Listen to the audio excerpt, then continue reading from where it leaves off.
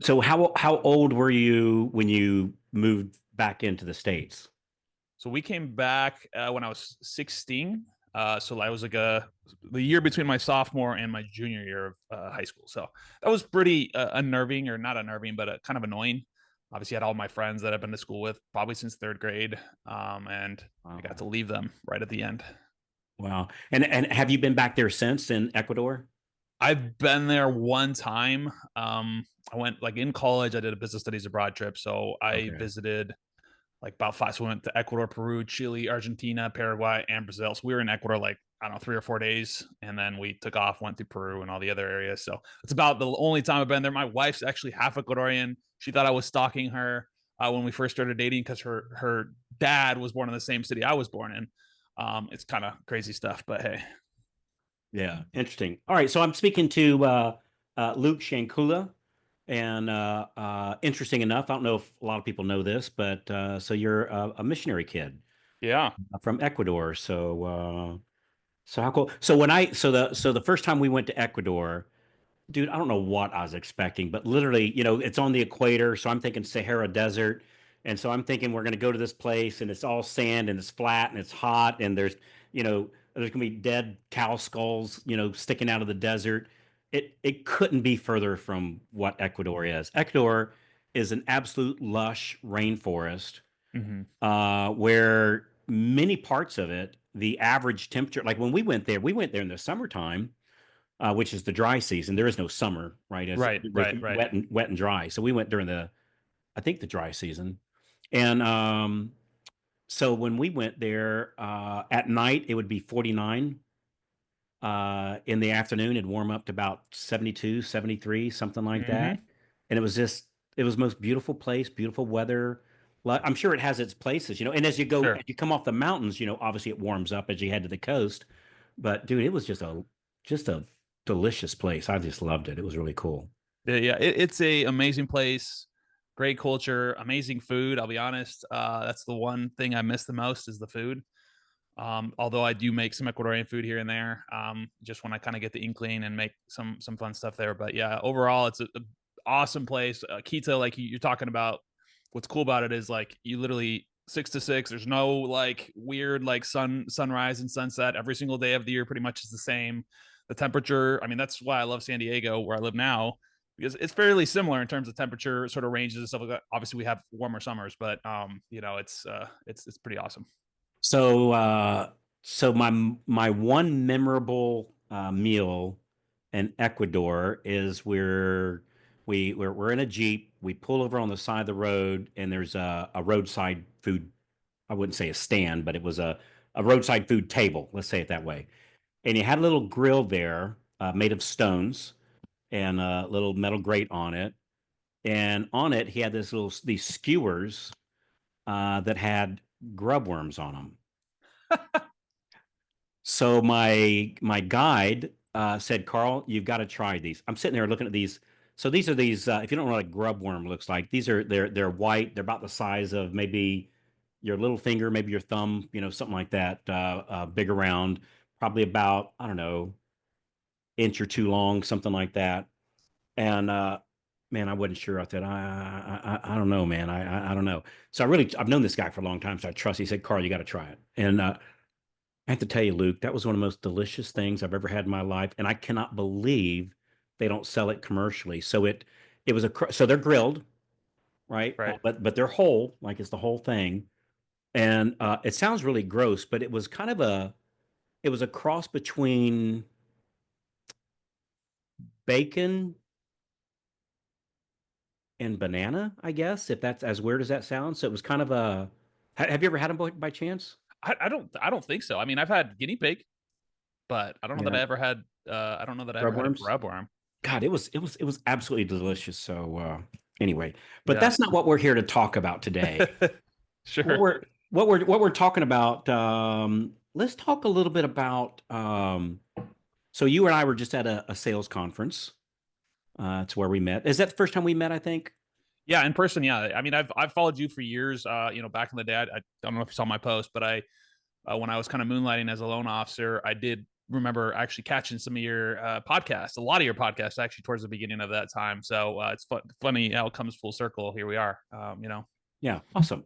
So we were at a sales conference, and your topic was about AI, and when we were talking in the green room, you said, and I completely agree with that AI. I think AI is one of these things for really the entire world, and particularly for us in the mortgage industry. We've got this wild beast with a lot of energy in a cage, and we really don't know what to do with it. Like it's like, all right, I know this thing is amazing. Um, I know it can write me a quick story, but I really don't know what to do with this thing. And I thought maybe we'd just have a little chat about AI, its place in the mortgage industry, maybe some do's and don'ts about how to use it best. And if you want to, some of the platforms without, always keep in mind, most people are listening to this that they're either driving or they're on the treadmill or something like that. sure. Or in San Diego, they're on the beach, they got the bong, they're just kind of chilling. So, Right. so Yeah, man. let's chat about that a little bit. Cool. Yeah. I mean, so one of the things I'll say is like when I first started playing with ChatGPT, obviously ChatGPT came out 2.5 years ago or so. I think 2023 October, somewhere around there. Yeah. And when it first came out, everybody's like, "Yeah, this is so cool! I can write a haiku." I'm like, "Awesome! Like that's cool," but like the coolness or the newness kind of wears off pretty fast. And so I just kind of was like, it's not good enough. Like, I tried it for copywriting and I tried it for XYZ, that, whatever thing that I was trying to do. And what I found was that the issue wasn't that it didn't have a good output, or the issue wasn't that it didn't know how to do it, is that I didn't know how to prompt it, right? And so if you've been around AI long enough, or you've heard about AI, people talk about prompt engineering. um that is one of the most important things when it comes to AI. And in this case, we're talking about the sort of the typical ones like ChatGPT, right? Like these are the large language models, the chat type interfaces where you have a conversation kind of back and forth. You ask it a question, it gives you an output, right? So over the last couple of years, what I found is kind of two things, right? One, your prompt matters. So, like being specific about the outcome you want, being specific about the format you want it to come out in, having really these parameters that you want to create when you create the prompt. But then, in addition to that, especially, kind of, I think over the last 6 to 12 months, it's also having data that you can use for modeling, right? And so, what I mean by that is like, hey, you want to create a social media post. Well, the best way to create good social media posts is to go find good social media posts and say, hey, ChatGPT or Claude or any of these other large language models is like, go emulate this post, or create me a framework around this post so that in the future you can write like this, right? I call that reverse prompting, is getting your output that you want and then going back and kind of reverse engineering that outcome. And then that's how you create a sort of a master prompt, is by using kind of the output you got and getting it to the final stage and then saying, hey, how can you help me do this in the future, right? And so by having data that you can use for it to analyze, you're able to get better outputs, right? So that applies to anything. It applies to scripts, to social media content, to YouTube scripts, to short form video scripts, to email newsletters or copywriting, or landing page copy, or like even emails that you send to your clients, right? So it applies to, I think, anything. The better context that you have, the better results you're going to get, right? And so it's kind of a format of prompting, but it is kind of a more advanced strategy, right?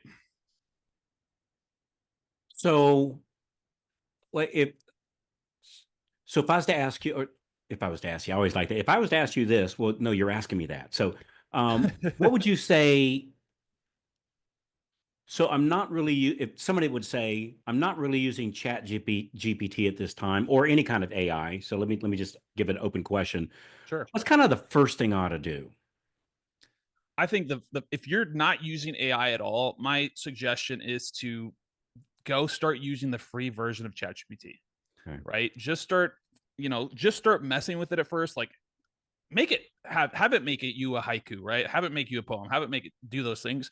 And the reason I say do that is because just start to understand how it works. From there, then I would say is like, okay, well, what are some tasks that you do on a regular basis that could maybe be replicated? And I think that's the key here is understanding that ChatGPT or Claude or any of these models is basically like pretend they're a human that doesn't know what you're trying to do. And so the more specific you can get with the task that you want it to do, the better output it's going to do. So if you just go tell a random person that you just hired, "Hey, go make me a social media post," they might not make a very good social media post because they don't know what you want. They don't know what you like. They don't know your style. They don't know anything about you, your personality, the way you write, the tonality, the sentence structure. They don't know any of that stuff. And so that's the way you think about it when you're using these platforms is, hey, start to use it and start to emulate processes that you already are employing in your business, right? Maybe it's just responding to emails. Hey, maybe you could just quickly go look at like your last 100 replies, that might be a lot, maybe the last 10 replies, and upload it into ChatGPT and say, hey, this is my last 10 replies.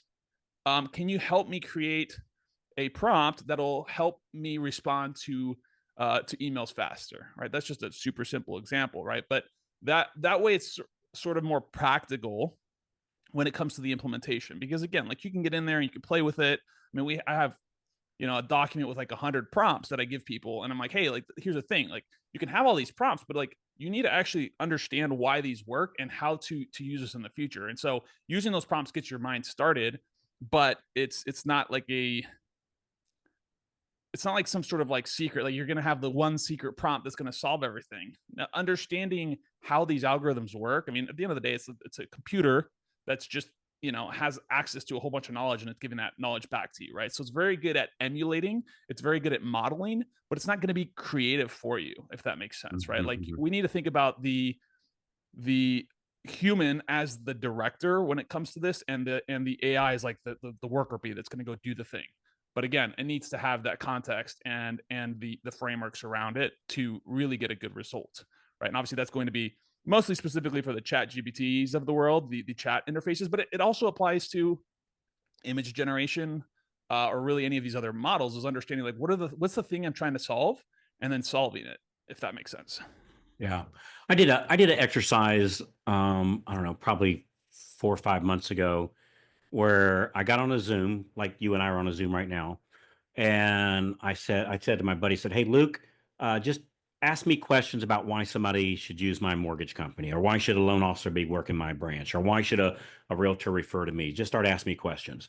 And so that's what we did. So we probably had about an hour conversation.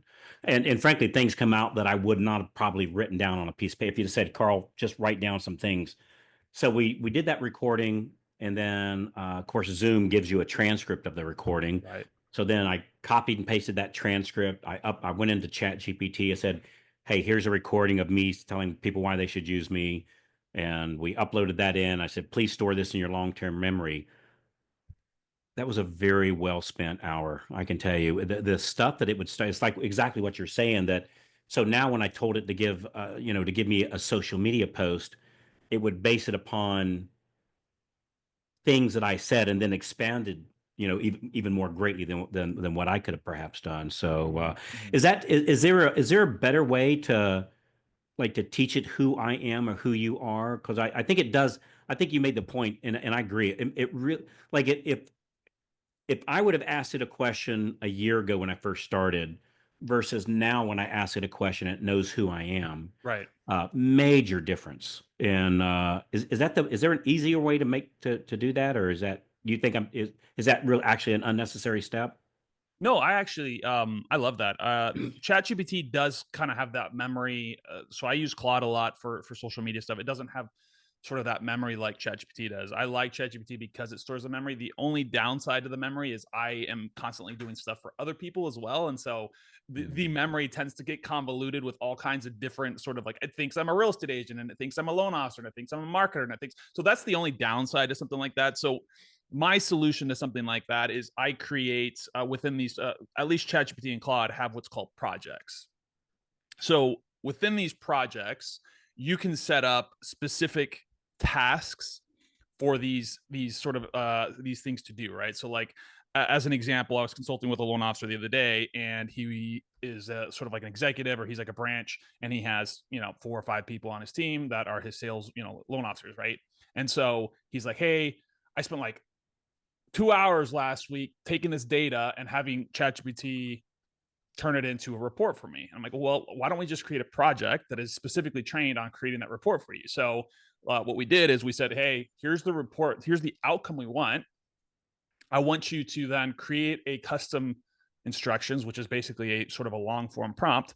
I want you to create this. So basically, we went back and forth with it, and by the end, we were able to plug that that long form prompt into the project, and then he could plug in his 3 reports that then compiled it into a basically an Excel sheet that he could then export. So instead of it taking 2 hours to go back and forth with it, he now has a permanent spot that he can go and do a specific task. What I find is that all of these models right now are very good at doing one thing, right? So like what I mean by that is like if you try to have this sort of like catch-all thread, it's going to do okay at all these things. Whereas like if you could create a social media copy project, you could have a YouTube script project copy, you could have a whatever. Really, I created a ADHD executive assistant project yesterday that actually took a to-do list and turned it into like a actual practical to-do list. It prioritized revenue generating activities. It actually chunked it into 25-minute slots. What I could do is I could upload a image of my calendar and say, hey, help me actually plan out my calendar, and it'll pull that into your calendar. So that's like the beauty of creating these projects that are sort of siloed into being experts at this thing, right? So that concept is like creating these little personas of of like what you want them to actually do, and they tend to do a much better job of that one task if that's what they're trained on.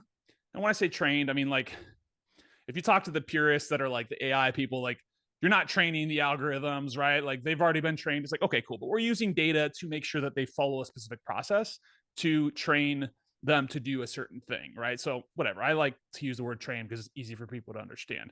We want them to take these specific tasks and be replicatable so that it saves you a ton of time. So to your point, one of the things that I've done is I created my viral social media copy method, and I created a custom prompt. I uploaded probably 150 posts of my content, of people that I see going viral. Or when I say viral, I just mean like they're getting a couple, 100 likes, a couple Yep. hundred likes, stuff like that. It's just a specific style. And then I could just basically do the same thing. I interview someone for 60 minutes. I take that transcript, I upload it in there, and I say, this is Carl White thread. And then in that thread, I can create whatever 30, 40, 50 stories off of that are semi viral, right? And so that's how you take your story, your tonality, your process, and you turn it into stories. And so we found that that's super successful for loan officers, because like what I think is cool about loan officers is you get to tell stories while you're selling, right? Mm-hmm. Like it's hard for other industries to do that. Like I can be like, oh yeah, I helped the loan officer you do X, Y, Z. Whereas like a loan officer can be like, hey, I saved this consumer $20,000 because of this XYZ process. Now that's going to go a lot more viral because it's like a heartfelt, like, oh, this person was crying at the closing table. So instead of saying like, oh, I have this product that gets you with 0% down, it's like, no, I told the story about how I got the single mom into a home. She was crying and they got in right before Christmas. Like, so you're telling the story, but you're also selling the fact that like, hey, I'm a loan officer and I can get your stuff closed, right? That's like the beauty of this style. Anyway, sorry, that was a total sort of Was sidetrack there, but no, that was perfect, man. See, it goes back to the bong on the beach, right? So we're on the yeah, same page. We're on the yeah, same. yeah, No, yeah, I'm just yeah, kidding. exactly. So talking about the different tasks. So social media, obviously, can help with something like that. You mentioned email. That what's some other things you can help me do? The main things I use it for really are marketing tasks. And I'm going to be specific to these tasks, such as like social media short form. So like if you want to do like short form copy, so like just little like colored posts. If you want to do long form thought leader posts, if you wanted to do video scripts, you can do cold email stuff. You could do email marketing, right? A newsletter. So a cool task you could do with a combination of these different tools is ChatGPT has a thing called ChatGPT 4.0 with tasks, right? So if it's one of the models, you Yeah. click ChatGPT 4.0 with tasks, and you could do it. You could set it up for every single day, or once a month, or once a week. You could have it do a task for you. So like one of the tasks you do is have it say, "Hey, every day I want you to send me, a bunch of information about, let's say, rates, let's Okay. say the real estate market, let's say AI tools, or maybe let's do it once a week. Let's pretend we're Okay. doing a newsletter, right? Okay. So once a week, I want you to send me all this research on these 3 or 4 things that are going to be super valuable to either my consumer or to the realtor.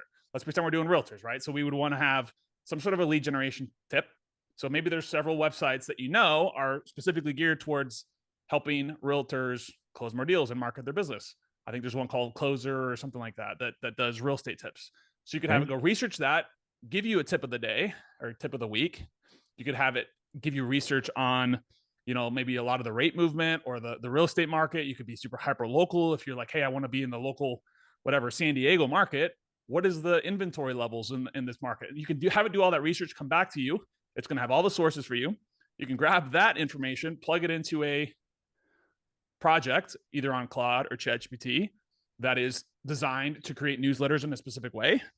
And then you can have that newsletter then spit out like in whatever, like an hour of work. You can have it, all that work done without having to spend hours and hours and hours doing the research, spend hours and hours and hours putting together this newsletter. And it's not going to be 100% ready. I still think you probably have 75 to 90% there, depending on Hmm. how good you are at creating these prompts and creating these projects. But there is a massive opportunity for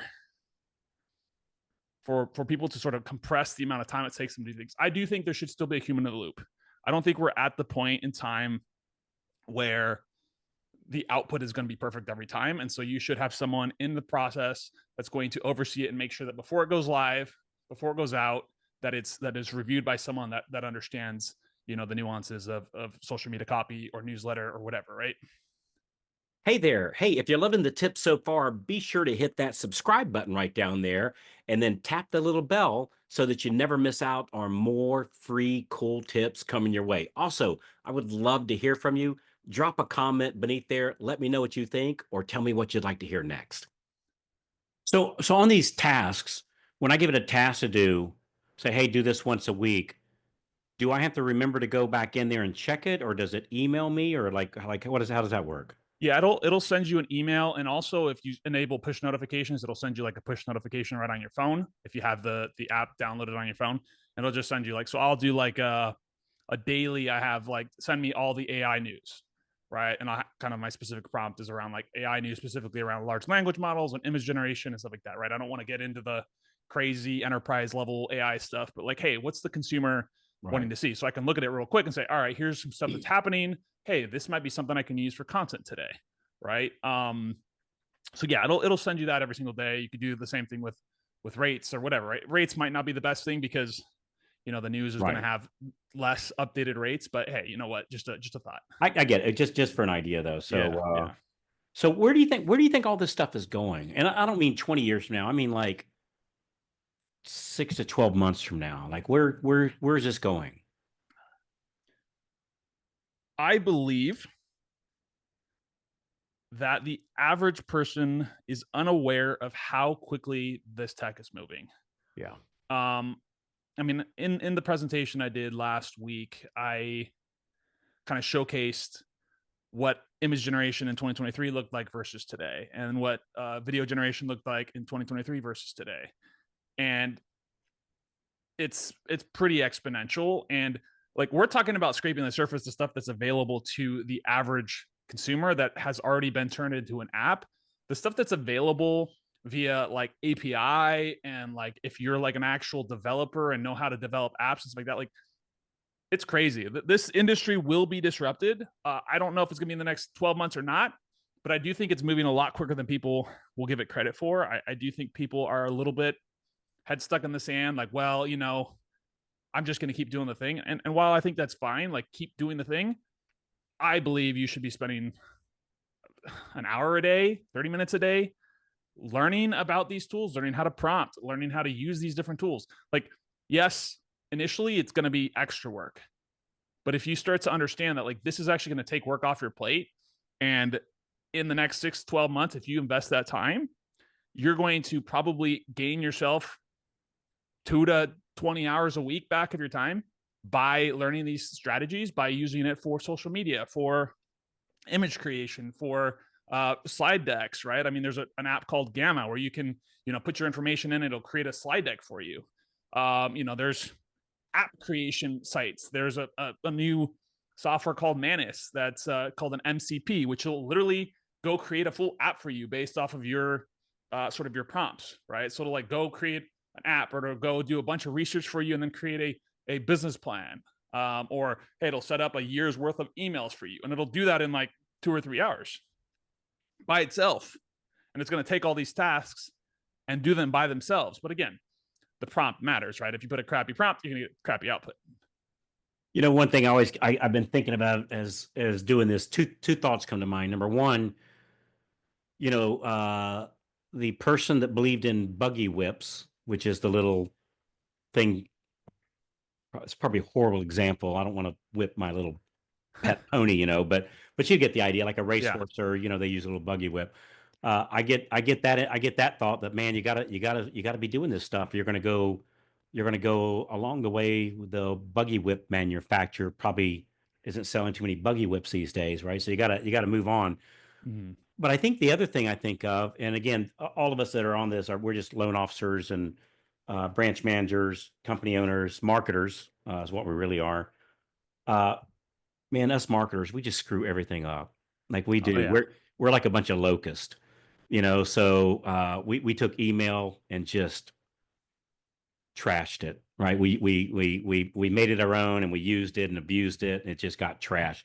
Right. The text messaging, same thing. It's just A2P. yeah, yeah, same thing. And then now all the robocalls and all that other stuff. And I'm not saying you or I do any of this stuff. I'm Right. just Right. talking generically. Marketers worldwide, just go in and annihilate. I'm a little concerned that where this is going to end up is that the early adopters are going to win doing this stuff, but then probably, and I don't know how long it's going to be, maybe a year, hell, maybe three, and maybe 6 months. I don't know. But if I had to guess a year, maybe a year and a half, it's going to be, because you're right, this is all so exponential. Like it's moving Yeah. really fast. Right. I think what's going to happen is, and people are kind of making jokes about it, but it's not going to be a joke, where have your AI contact my AI and they'll have a meeting. Yeah. Yeah. And so I think that it might end up being a thing where yeah, I'm going to have an AI machine to be the wall between me and my email, between me and my text messaging. Um, I do. I think that's so. I think AI is going to really, really, really change your lives, and I Yep. do believe in being on the front edge of things. I really do. So we're doing it a lot. Like we're using AI a lot. Yeah. But I do. If we had to fast forward this, I think it's man, it's just like there's spam blockers now. There's going to be, just this overwhelming content creation. And I think there'll be a numbing effect to it. And again, whether Right. that's 6 months from now, it's not going to be 6 months. Whether that's 3 years from now or 6 years from now, and then, but Luke, people like you, people like me, will figure out the next edge. Just like we were early adopters on emailing. For Right. those old enough to do that, we were early adopters on texting, early adopters on AI and internet based. We'll be on the front edge of whatever the next wave is too. But I think it's very interesting, dude. I did this thing. I don't know. Maybe they have them all over San Diego, but it was shocking to me. The lovely Mrs. White and I, we went to New York City. I don't know, 2 months ago, something like that. We love going there. And we went into this big warehouse. It looked like a big airplane hangar. And then we put on this little eyewear, goggles Sure. on our Like face. those virtual reality things. Yeah, virtual reality thing.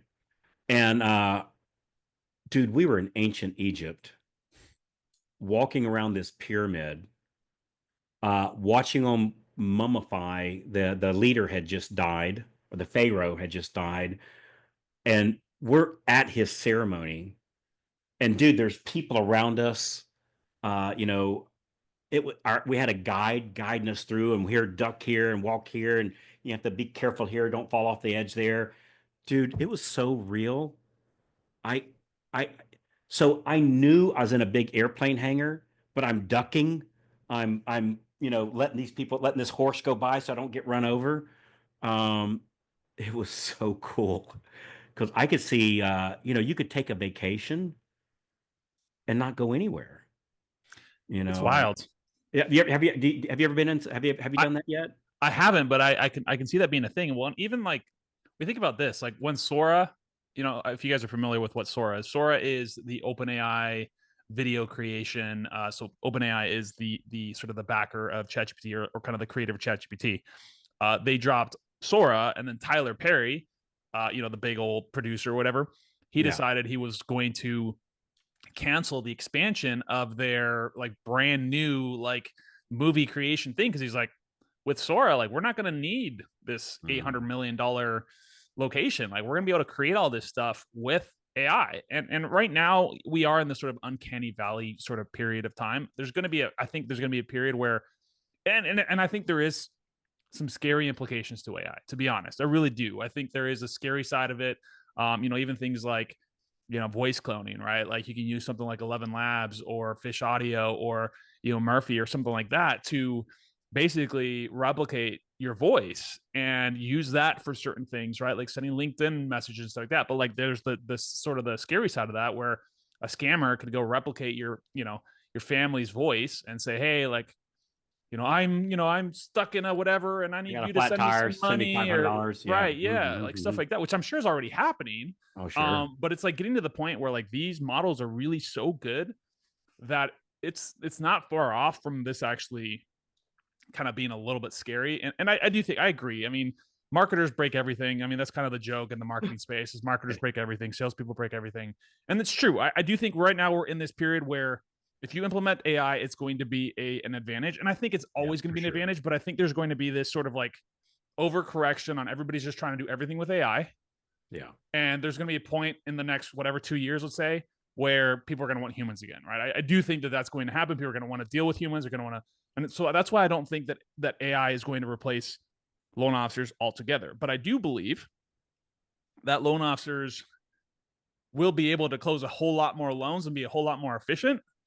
And so you're not going to need as many loan officers to close the amount of loans you need to do, because and I would hope it would drop cost to manufacture for lenders, and I don't know. I mean, we'll see what happens. Maybe comp will go down, maybe comp will stay the same. I don't know, but I do think there is going to be some changes, because when you integrate AI into the whole thing, you have AI underwriting. I also worry about people that only do A paper loans. I'm like, well, these A paper loans are going to go right through AI underwriting. They're not going to need a loan officer to push them through. Now, you probably still need a human to work on those, sort of scenarios where you got to figure out comp and you got to figure out all the back end stuff, to make sure the DTI fits and the compensating factors and the extenuating circumstances and all that fun stuff. But I don't know. We'll see what happens. I don't know if that's the next year or two, but it surely is coming. You I know. went, I was, I can't remember what airport I was in. This was like, I don't know, a month ago. Can't remember where I was going. Anyway, can't remember where I was.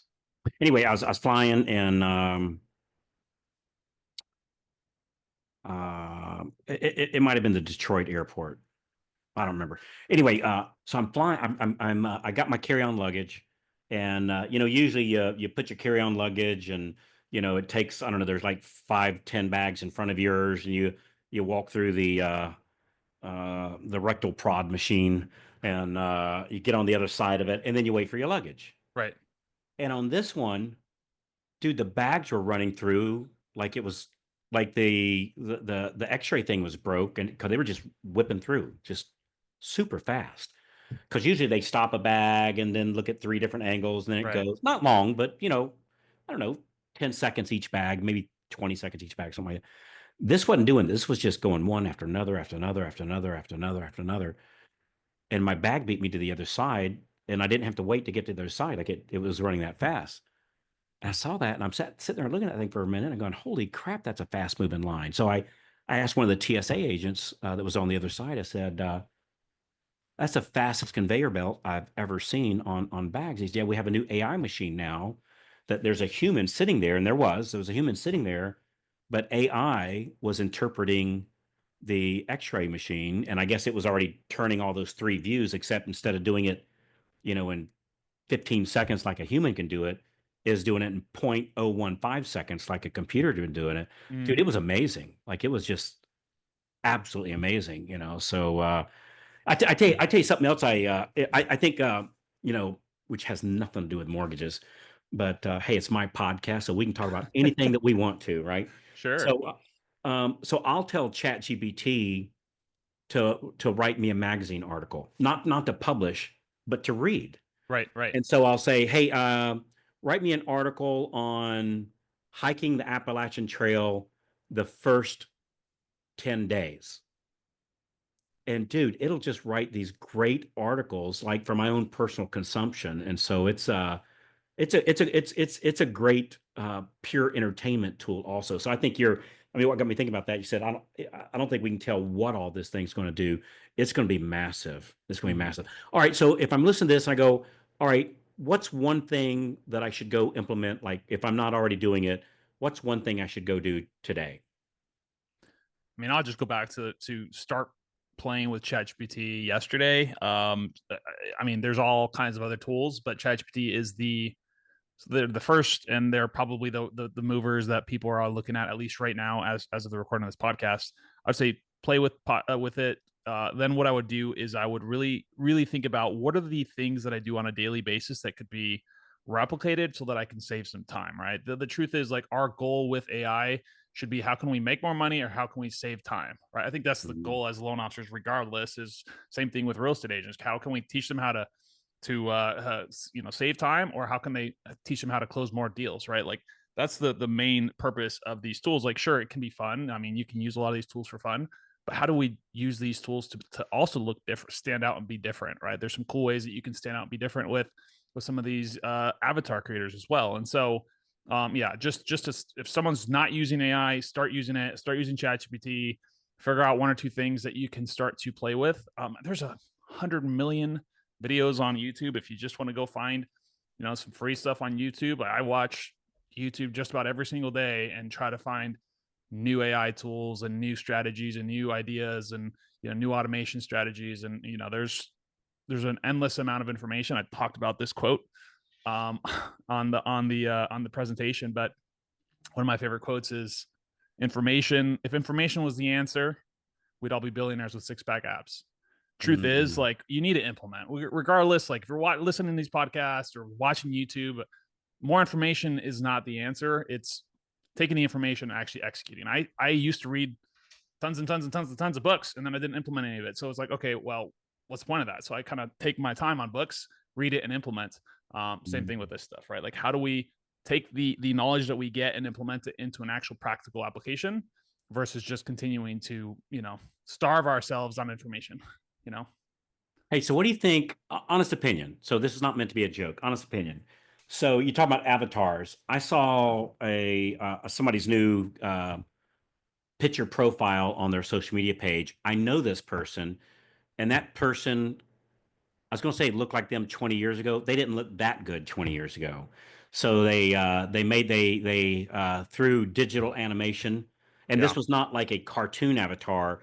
It was supposed to be a picture of them. Frankly, this person was probably 40 pounds lighter, probably 15 years younger. Like it truly looked nothing like them. What do you like? I'm not a fan. I'm not, Yeah. I'm not a fan of catfishing people. Like, the goal is, like, even if you are using some of these AI tools, is like, to be upfront about it. I think if you're using AI voice to call people, like you should be upfront with it. I think it actually is a law that you're supposed to, be upfront about it. But if any of these things, I mean, I know someone who has a full YouTube channel, and her whole YouTube channel is a YouTube avatar. I mean, sorry, an AI avatar of her, and she says it in every single one of her videos, that she's an AI avatar, and she gets 20, 30, 40, 50,000 views on these videos. I mean, it is about AI. So, but again, I mean, I think part of it is disclosure and not catfishing people, because I mean, we've seen that already with people using photos of them from 20 years ago. This is just the new version of Even better way of doing it. Yeah. yeah, yeah, exactly. And Or I don't know. I mean, the problem is then you show up in person and you don't look the same, right? And that's why I'm a big believer in using AI not to just churn out crappy content or just churn out crap. It's like we want you to use AI as something that allows you to put out more content, but not more bad content, but more yeah, content that follows specific structures and patterns, and that uses your authentic voice, yeah. because that's what I think the world's going to need more of. It's not more crappy content that says unlock, unleash, elevate, and whatever, all that kind of stuff. It's more content of like actual stories of people's lives, and stuff like that. So I do think that being a human is probably one of the most important things to do in this. I know we're Mm, talking about AI a lot, but you still need to be a human, and people still are going to connect with humans. They're always still going to want to do business with humans, and now they're going to be a small percentage of people that are just going to want to work with an AI. But I don't know, at least not for the next 20 years. I don't think there's going to be that quick of a transition where humans are no longer needed. yeah. I completely agree. I've always thought, people, yeah, just be real, and again, not that we can't use tools to help us with this process, but I think being a little bit more authentic, and it's like, hey, this is what I look like, love it or leave it, and because otherwise, like you said, when you meet somebody and you don't look like that, now you tricked me, Right. and I don't know, when I'm doing business, I don't care what they look like, So anyway, that's just a Yeah, 100%. Well, and just another thing too is I think I hear this a lot, and people like want to automate their way to more loans, right? And I'm like, well, you're going to automate yourself out of a job. Like, if really you want it to be that easy where you can automate everything, like, and I hear this all the time, right? We do, I mean, marketing for loan officers, and so like, oh, I just want a way to like automate, another one or two loans a month. Like, if there was a way to do that, don't you think every company in the world would be automating two more yeah, loans a month to every single one of their loan officers? Like, that's not a real thing. Maybe it will be in the future, but right now, it's not a thing. You have to grind. You have to do the work. yeah, There's no fancy magic button that allows you to not work. Now we are becoming exponentially more efficient and effective, love that. but you still got to do the work. You know, Yeah, love that. Cool stuff, man. Hey, is there something I should have asked you today that I didn't? I mean, I think we covered a lot. I mean, we went deep. I mean, yeah, man, we have some cool stuff with the AI that I'm really loving right now as well. So I think we covered most of it. Cool. Well, dude, we'll have to do this again, man. Yeah, would love to. Yeah. So, all right, cool. So, Luke Shankula, where does that name come from? It is Austria Hungarian. Austria, Hungarian. Yeah, How cool is that, man? So my only daughter-in-law is Hungarian. And have you been to Hungary by chance? I have not. Nope. Dude, that is a gorgeous place. Wish. That is such a pretty place. Yeah, yeah, I love that. I think we're going there, if I remember right, we're going there the end of this summer for a little bit to go meet my daughter-in-law's family. And Nice. so yeah, so that was that's kind of cool. So right, I'm not going to go on that topic. So all right, cool. Hey man, I appreciate you being here, Luke. Looking forward to hanging out some more and learning more from you. You got a lot of good stuff going. You got a great vibe about you, brother, and um, yeah, people do themselves well to hang out with you. So thanks a lot, brother. I appreciate it, man. Thank you so much for having me.